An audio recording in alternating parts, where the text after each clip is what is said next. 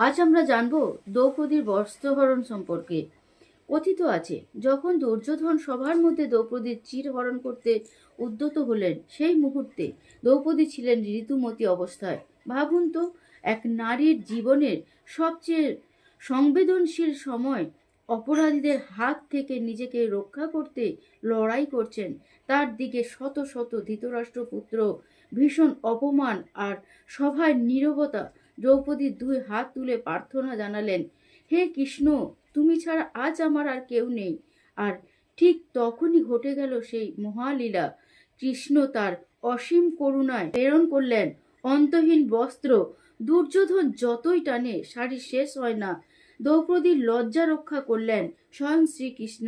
এই ঘটনায় প্রমাণ করে, যখন পৃথিবীর মুখ ফিরিয়ে নেয়, তখন ঈশ্বরী হয়ে ওঠেন নারীর প্রথম ও শেষ আশ্রয়। এটি শুধু ইতিহাস নয়, এটি প্রতিটি নারীর শক্তির প্রতীক।